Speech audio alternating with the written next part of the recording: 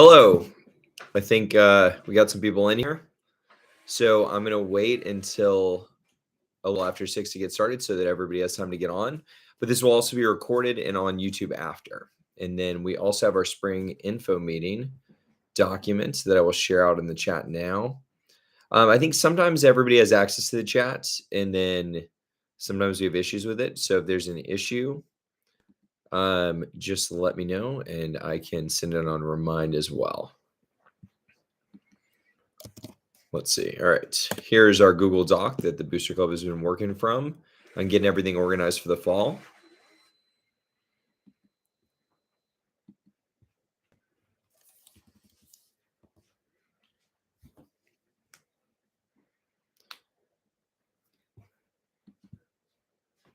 All right. So if somebody could either comment or give me a thumbs up if that document works for them, that would be awesome.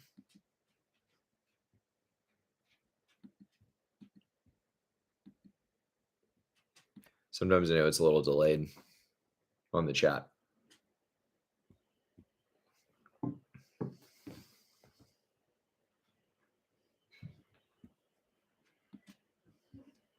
Cool. Thank you, guys.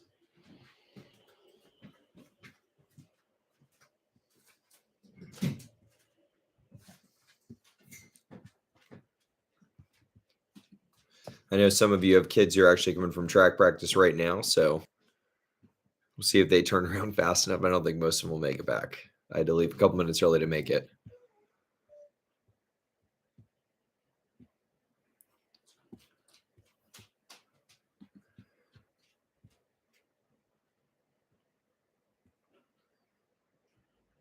All right, so I'll go ahead and get started. It is 6 o'clock right now. We've got a fair amount of people on here. And again, I think there's a band banquet and a couple other things tonight too. So other people can eat afterward on YouTube because it'll save on YouTube.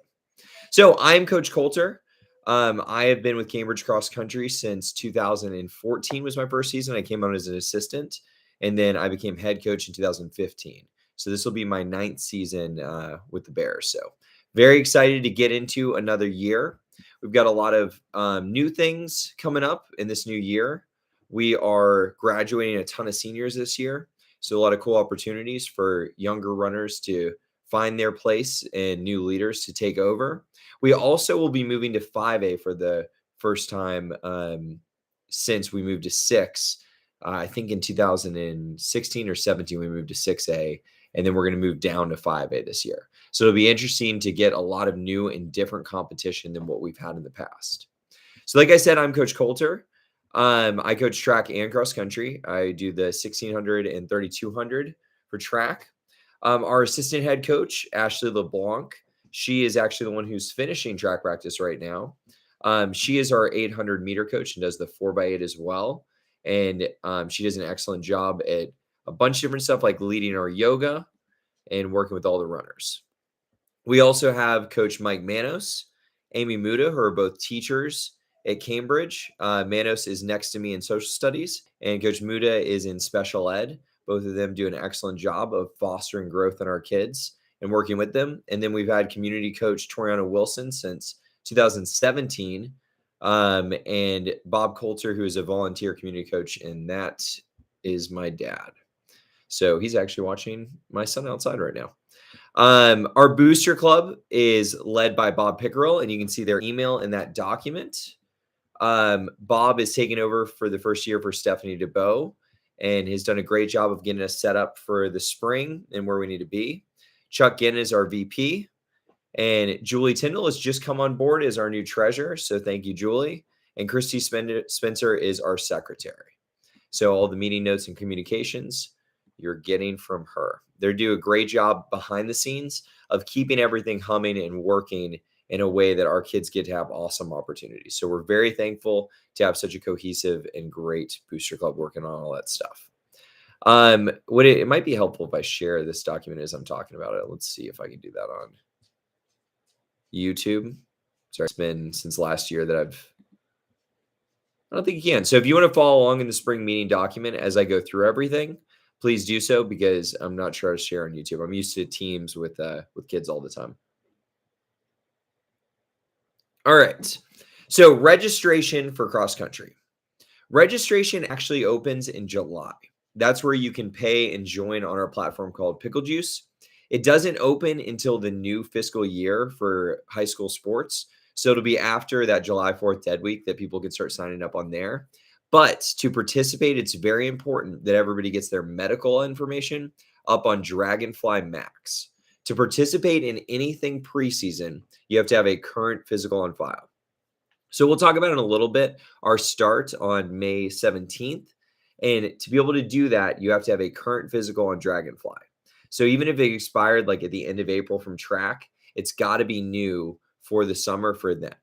And we'll be checking them that day. And then we'll check them progressively as the summer goes on and make sure everybody's good on that as they're new. But the medical forms are very important. I know sometimes the online process can be a little frustrating for parents. And we get that that's not ideal, but it's become a much more streamlined way that we can check it all the time, keep up with everything. If your child does multiple sports, it immediately transfers to the other sport if you sign up for it. So there's a lot of benefits for us to do that online registration through Dragonfly, and it streamlined all of Georgia's athletics. All right.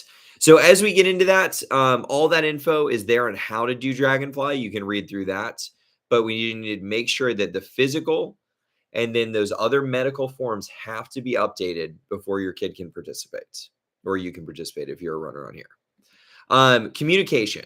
The Booster Club does an excellent job of sending out emails over Pickle Juice, and they keep everybody up to date on things like pasta parties and registration for volunteering at meets. The other way that you need to be informed is through Remind. That's the way that I directly communicate out to runners and parents. A lot of things I'll send out to both at the same time. Things that are running specific only, like workouts and things like that, will go right to the kids. But if you scroll down to where it says Remind, and I'll copy these codes and put them in the chat for anybody who's not open on the document right now. But the Remind code is Bears XC 22 for the runners, and then Bears XC 22P for parents. Please make sure if you're a parent that you're only joining the parent, because there's a limit of 150 that we can have join or Remind. So we try to keep kids on one and parents on the other so that we don't go over that limit, because if we hit our limit, then I can no longer send things out to the team. So we want to make sure that we're able to do that. And I think, and the Facebook page is an excellent way to communicate as well. A lot of parents ask quick questions on there to other parents. Like I've seen, is weather, does weather impact practice day? Things like that. More experienced parents are always on that Facebook page to let people know information, answer easy questions. So that's a quick way to do it. And then you can also send me reminds directly through the app, and then I will answer questions through that. So running information, what we do. I said this to the seniors. We had our senior meeting, and I was thrilled and impressed by our seniors at the meeting on yesterday morning. They killed it in terms of what they were contributing, ideas they had for the team. A few of them even had notes that they wanted to bring to the group of ideas and suggestions on how to get better for the next year. And one of the main things we talk about in that meeting is how important summer is. So we are a team that competes from mid-August to November 1st or November 3rd, whatever that state day is. And it's a short season. I mean, we are in the middle of coaching track right now. Track, you're racing from January to May. That's a wide range of time that people are competing, but cross country goes pretty quick. But we find that the work that needs to be done cannot be done in the middle of the season. It's got to start in May, June, and July to build for those successes, times, and team success in the fall. I know that once we started training as a team, it used to be that people would run on their own in the summer. Once we started training as a team over the summer, we saw ourselves go from a team that hadn't really made the state meet to a team that year in and year out is competing on the podium to try to win state championships. And it's because of the dedication of our kids over the summer. They build the strength, the injury resistance, and the things like that allow them to stay healthy throughout the school year. So the summer is super important to success.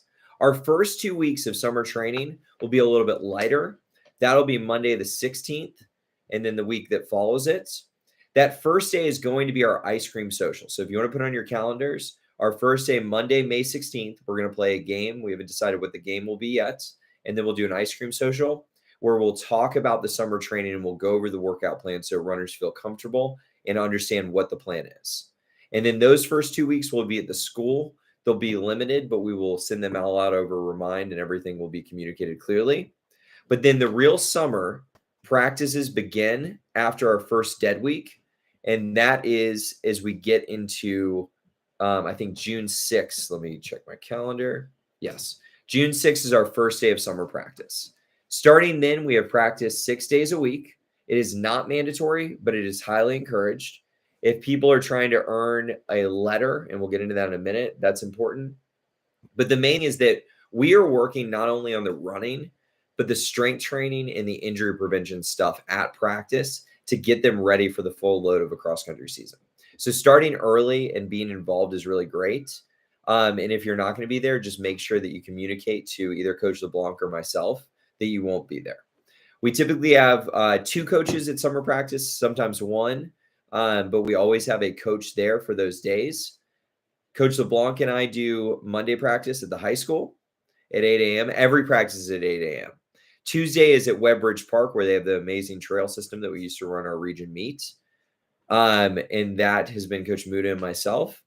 Wednesday, Coach Muda and Coach LeBlanc are at Cambridge, and we'll be in the weight room that day. Thursday practice will be at the Greenway, and we changed our location, so make sure you check that address because we're going to the Kimball Bridge Road since they had the YMCA summer camp that we seem to always be in the way of. So we're going to move it to where there's that big bathroom facility and where it's a good starting point with plenty of parking so we don't get stuck at the Kimball Bridge, Big Creek Greenway for Thursday practice. Friday, we'll be back at Cambridge. That's when we'll do a little bit of weights and our yoga. And our Saturday practice is at Summit Hill Elementary, and that is where we go on the trails behind Summit Hill. So we try to vary where we go so we're not always just running from the school to take some of the pounding off the kids' legs and do some of our longer runs at interesting new places while we can over the summer. Do know that to write down, we don't do summer practice. For Dead Week, GHSA mandates that no sports that are practicing in the fall practice over these weeks. It'll be the week of Memorial Day, which is May 30th to the 5th.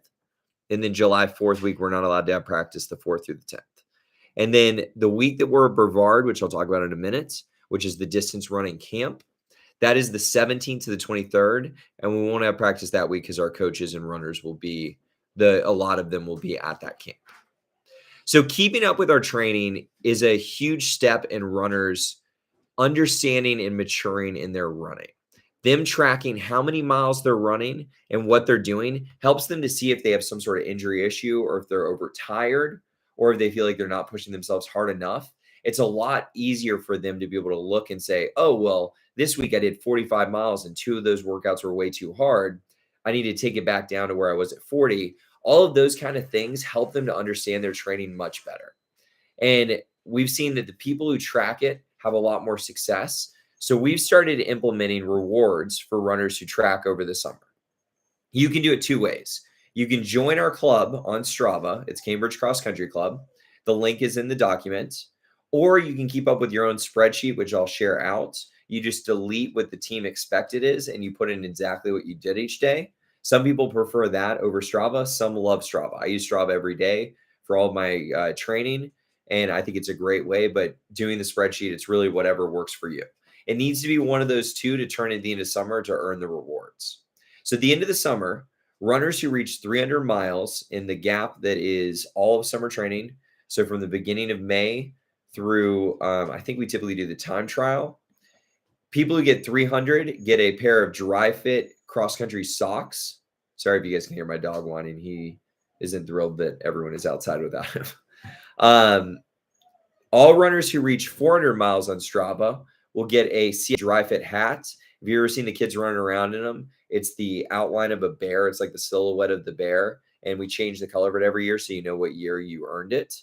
And then the runners who reach 500 miles, and they did get them from last year. So those who are waiting, they're still on the way for this upcoming year.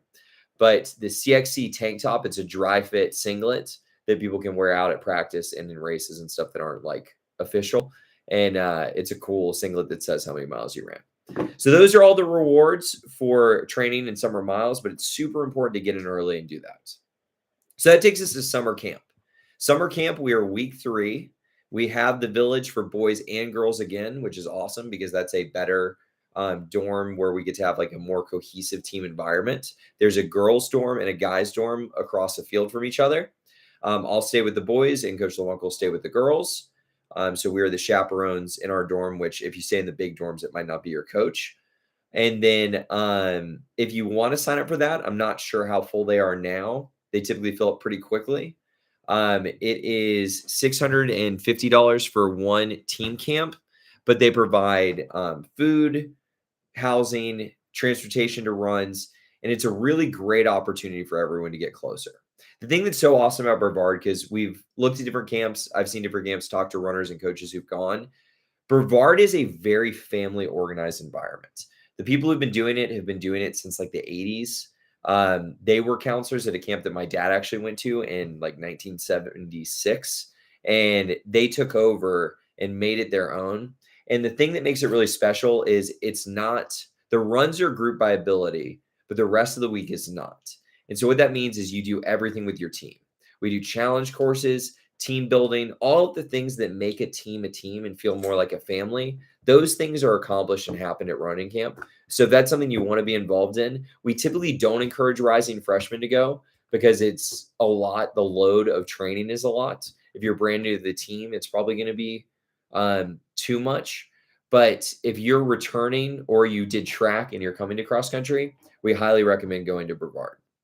It really shapes the year and our vision and goals of what we're going to do. So if you have questions about it, feel free to reach out. I love Brevard. I think they do a great job, and I'm happy to talk about it. We also will get into running groups. A lot of times in the summer, those are more fluid, and we do it based on ability level or how much you've been training. In the fall, we actually set up structure groups based on race results. And that way we make sure that everybody is getting what they need training wise. Our training plan is like pretty complex. And so we want to make sure that each group is targeted for what they need. And we don't want someone who's brand new jumping up and running 45 miles a week and then getting an injury 2 weeks later. We want to make sure we keep everybody where they need to be and try to keep them healthy. So that is what we try to do with our running groups. Each group has a specific coach who is there to help them. And we also have small group leaders spread throughout each of the groups to make sure that those small group leaders can touch and keep united with every runner so everybody feels like they are covered and have someone to look up to and ask questions for. It's really important for us that our mission as a team, and I probably should have led with this, is that we are not a program that focuses solely on elite running. There's some programs like that say like elite running is what we do. And we're super competitive. And if you can't hit this time, you're not on the team. There's also teams that are more of a organized, fun running group, but not necessarily that driven on goals. The way that we approach all of this and have for the last how many ever years that we've seen some success has been to look at it as every person out there is out there to better themselves, not just in running, but in the lessons that running helps you with in life, of work ethic, consistency, of doing the tough things when other people don't want to, and making the right choices about our health. All of those things add up where we want each runner to better themselves. So if you are 80 on the team, 80th person, you are still working to achieve your goals to push yourself to the best, the same way that people who are running in the sub 17s in the boys and breaking 20 on the girls side. We want every person trying to achieve their best. And we believe that if every person is working to better themselves and push each other to the best that they can be, that as a team, we can be successful. And we feel like we've been able to do that with, I think this past year was 11 podium finishes. So top 4 in the state, and then 5 state championships with a runner up in there too. So there's been a lot of fun success. And we think it's because everybody's pushing themselves from whatever your 5K time is. We believe that everyone can be the best they can be. All right. So practice and meet policies. Again, in the summer, you do not have to be there. We highly encourage it because your success is really dependent on how much you train over the summer. But people, once we get into August 3rd, that is that Tuesday when we go back, it's the pre-planning week for teachers. That will be our first practice. The first one will be Tuesday afternoon, and then after that, we'll go to our morning schedule. And again, you have to attend practice. Two unexcused absences from the team, we will discuss if you're removed from the team. The first one is a warning.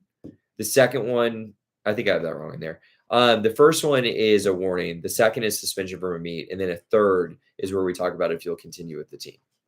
We know that people have stuff going on. We recognize that like concerts are a thing, all of that. It's not excused to miss for something like that. However, because of that, every good job that everyone has gives a personal day. So we started giving one personal day. All a runner has to do is tell us, I'm taking my personal day, and make sure they only take one, because we like have a Google sheet where we keep up with all that. And you want to go to a concert, take that afternoon off, it's yours. If you're overloaded with school, take that day, go handle your business. Whatever that thing is, you can use that personal day, and that doesn't count against you for unexcused absences. We do that because we understand stuff happens, but the rest of the time we need everybody to be where they need to be when they're supposed to be there. Because again, this sport is about consistency above all else. And the more consistent you are, the healthier and the stronger you become over the course of the year. And as far as study sessions, things like that, we really pride ourselves on doing a lot in the morning to leave after school stuff on the table so people can go schedule their tutor sessions, help sessions, doctor's appointments in the afternoon, a few days a week. So try to schedule everything for that. And as far as academics, runners know that they're student athletes. They know that their time is more restricted than people who don't. So they need to handle their business ahead of time and be proactive rather than wait for the night before a test to be like, I have to miss practice because I have a test. We need to really make sure that we're ahead on our routine and doing what we're supposed to do in school so that we can be competitive on the track. And again, we are a team that people do really well. We've had valedictorians, we've had brilliant runners, and we really want to encourage our runners to be the best students possible. It's about a whole complete picture of learning about how to be functional in life rather than just focusing on a sport and just focusing on success. It's about how we take care of ourselves as people. If a runner gets detention or any other school disciplinary action, they need to notify their group coach immediately. You can't check in for somebody else at practice, and make sure that you use, there's a Google form I have right here. Use that to communicate if you're absent for practice for excuse things like family vacation, sickness, um, different things like that. All right. Same thing with meets. Practice time. We're going to expand our mornings a little bit this year. We did a few years ago during the pandemic. We did everything in the morning because it was much easier to manage for the numbers. This year, we are going to do Monday and Wednesday in the afternoon. And where we made it optional last year, if they want to do Thursday morning or afternoon, we realized that it was such a hit to do Thursday morning. We're going to incorporate that into our week as well. But we're going to start from the school instead of a Greenway entrance. So our Monday, Wednesday is in the afternoon. Tuesday, Thursday, Friday will be in the morning. We are also going to add an additional weight room time in the afternoon that's optional. It'll be varsity spots and then quickest to sign up spots, kind of like a workout class at the gym to join for a weight room routine. And we're introducing that because a lot of times we feel that the one thing that gets cut is our weight room time. And we want to make sure we're strong enough that we're healthy and running faster and getting the most that we can out of our time in the weight room. So that is what we are adding for this upcoming year, but we'll talk about that in more detail as we get into the season. We have our locker rooms. It's important that people put things either in their car, in a locker locked, or in a safe place. A lot of times people leave things out, and occasionally things get stolen, and we want to make sure that people are taking care of this, like their stuff. So just try to talk to the PE teachers about getting a gym locker, or putting stuff in some, like a senior's car is a great place to do that. And that will be awesome. Things for the summer. It is super important that runners have lightweight clothing and are hydrated. If you really want to be successful in running, you need a watch. If you want to get just a regular Timex watch, they have them at Walmart, Target, any of those. Some people love the Garmin watch or using an Apple Watch. That's what I use for mine. It's it's helpful. It is not necessary. You don't feel like you need to go out and spend 200-300 bucks on a watch. If you just get them a stopwatch, a lot of our stuff is on the track or we mark it in miles on the road. So just a regular watch works for them. But they really need a watch to be successful. We'll have like a lot of go do 20 easy to warm up. And if they don't have that, it's hard for them to know what that is. Also, running shoes. A lot of times, I think I showed up to my first track practice in 8th grade in a pair of basketball shoes. That's a pretty common occurrence. Or people have worn out shoes that have been 3 years of running. You want a decent pair of running shoes. They need to be replaced every about 400 or 500 miles, depending on who you are. A lot of the runners have had a lot of benefits from changing out shoes, of having a longer run shoe and then a quicker shoe for hard workouts. That really reduces injuries because you're not doing the exact same foot strike every time, and it has a little bit less wear and tear on people. So that's something that you're interested in. I would think about getting a quicker trainer for workouts and then an easy run, long run trainer. But that's not necessary. One good pair of kind of a medium weight shoe can get you through everything. Just something to think about if you're interested in it. Similarly, spikes are recommended, but not necessary. I always say when parents come in with freshmen, if you're fighting to take seconds off of your 5K time and everything you're doing is geared towards, I'm at an 18:15 and I want to go to a 17:50, spikes are really important. If you're in your first season as a freshman and you're taking 30 seconds off every race because every time you do it, you learn how much faster you can go, you don't have to have spikes. I also bring spike kits where you can change out your spikes and everything. So just a personal choice. We encourage people who are on that varsity cusp to get spikes, but again, if it's a family choice if you want to spend that money or not. Water is crucial. We need to be drinking water all day. It is not a thing of an hour before practice we need to start drinking. It is a year-round hydration is important, especially as we get into the summer and we are focused on it getting hotter and getting those hard workouts in. People need to be hydrated.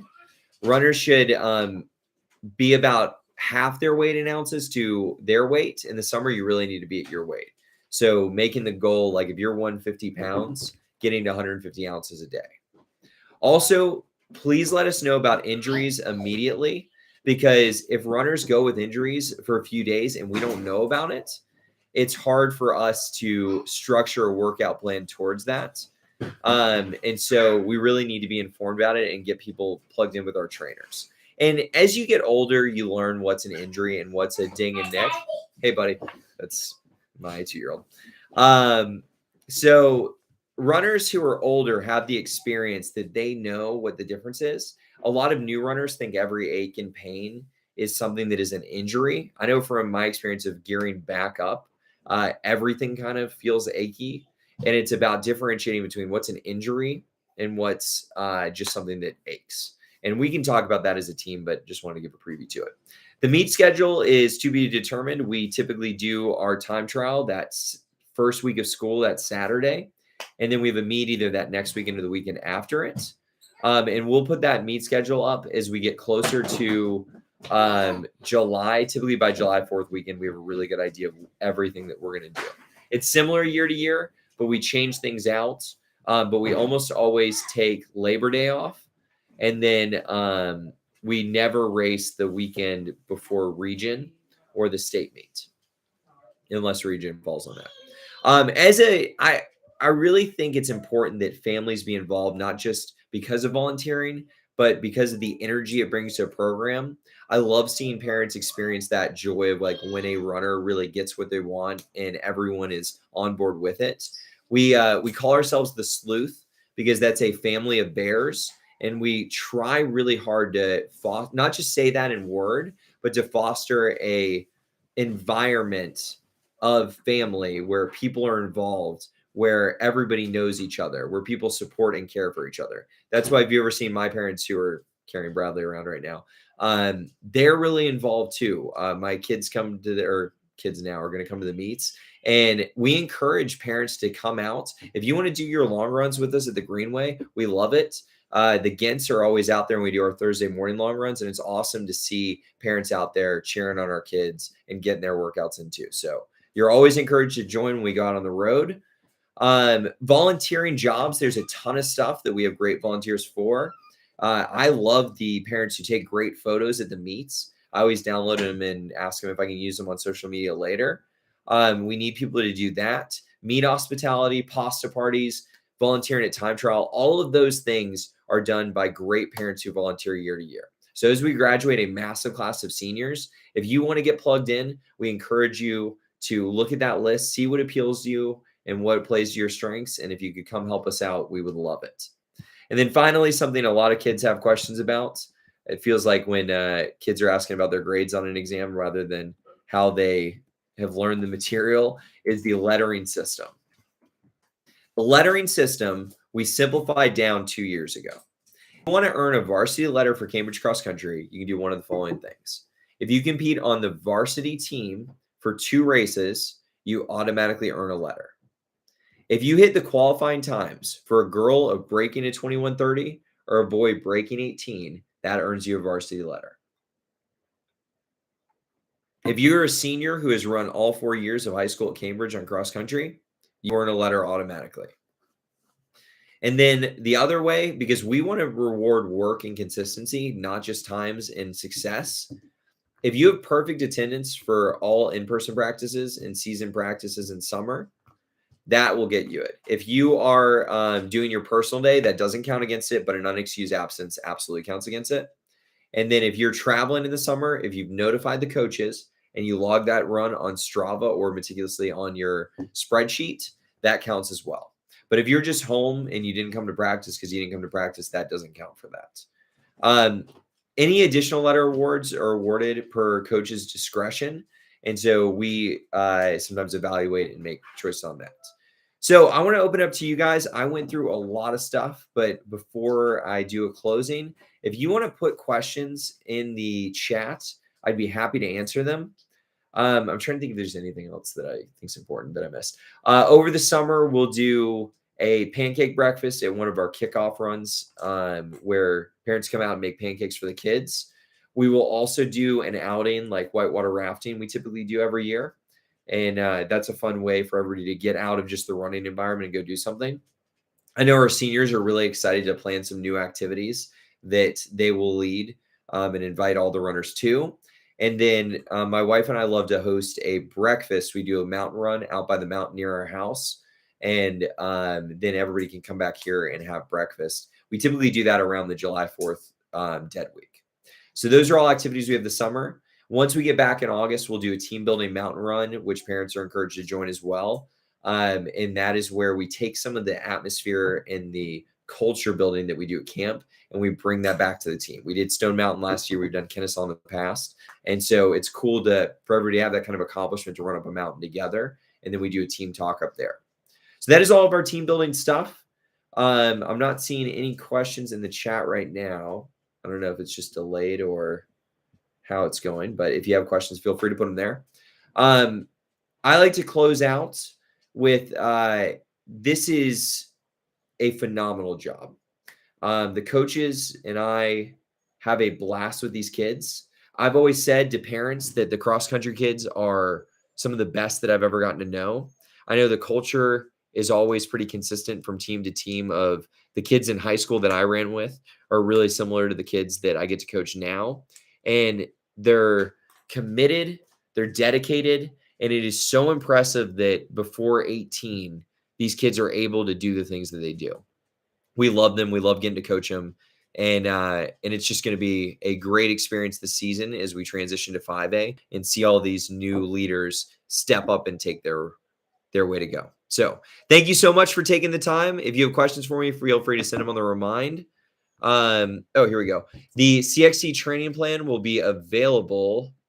The summer stuff will be available before May 1st. Great question, Emily. I will send that out on remind and we'll make sure to get that out in the communication as well. We'll put it in the spring info doc. I'm changing a little bit of the training plan to have more speed built in throughout. So we're just making a couple edits from last year. We really like the direction it went, but we want to take it another level forward. Any other questions?